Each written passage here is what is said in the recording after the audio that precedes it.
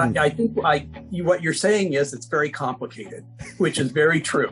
Education is complicated, and positive behavior supports are complicated. And in my mind, it doesn't matter if it's coming from an ABA field or if it's a separate field. It's like, we got these schools and these students, we got to educate them the best we can.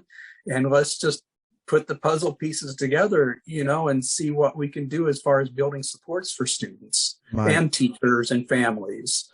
My man, that is so well said. You just moved up 10 more notches on my, right. I don't call it whatever. We just want to help people. Right. So how did you get into this? And, at what level were you? Because it looks like you've done quite a bit of research in this area.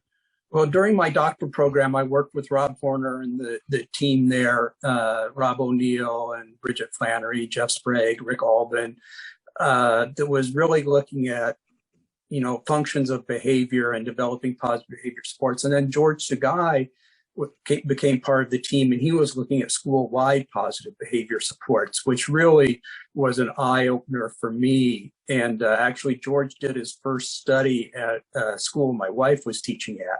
So I kind of had that insight onto what was going on. And my wife and the other teachers there were very impressed with George and his ideas. And I think it really helped turn the school around and make it an even better school. I mean, it was a good one to start with, but it just became better and more focused on what supports are effective for students. And then I became a professor and started teaching classes on positive behavior supports. And I saw the need for advanced behavior class that focused on school-wide positive behavior supports, as well as mental health issues in schools. Can you pause for a second there? What was the gap that George et al. Were just trying to fill back then? And there's still a gap, but what was it that they said, what, this is going on, this is a problem, we need something else, let's do this? There was two gaps, mainly. So the first gap was, what's the function of behavior? Because this was back in the mid-'80s, very long time ago, and most interventions were based upon topography.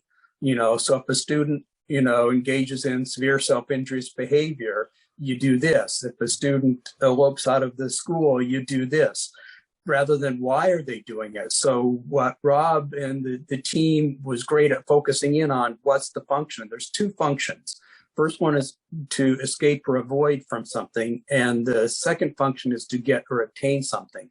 So once you understand the function of behavior, then it leads you down the path of what's an appropriate intervention for that student in that situation. If you don't know the function, you're just hit and miss. You may get lucky, what you do may work, but it's likely not to work. It's kind of a 50-50 shot at best. But once you know the function, it makes it so much easier to come up with an effective intervention that's positive and is focused on an antecedent basis on teaching skills that serve the same function. So if a student engages in, self-injurious behavior to get attention, well, then you would teach that student how to get attention in a positive way so they don't have to engage in the self-injurious behavior. So that was kind of the first big thing. The second big thing that George and Rob really put together was, we got to look at this from a system standpoint, especially in schools.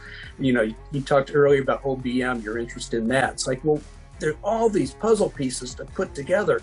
The principal, the schools, teachers, the staff, the families, the students. We got to put it all together into a system that's positive and really looks at the whole school, not just a student or a classroom. So I think those are the two things that really came together and have really had a positive impact on schools.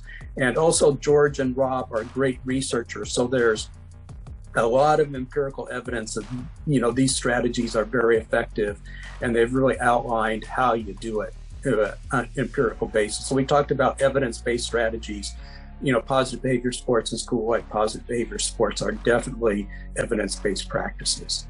Yeah, I love the work. In fact, I was inadvertently introduced to OBM through PBIS, and because I was with the first school I went into that was like in crisis, and they asked me to turn it around.